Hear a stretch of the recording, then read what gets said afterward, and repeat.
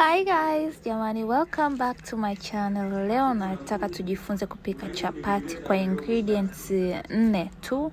Tutatumia unga, maji, chumvi na sukari, mafuta kidogo.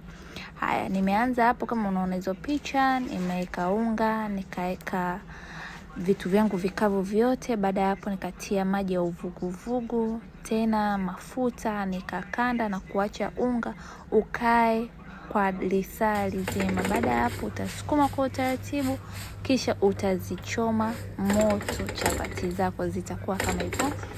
Jitahidi utengeneze round. Hii ni first trial yangu, hii ni kwa mara ya kwanza, so nijitahidi niweke round as much as possible.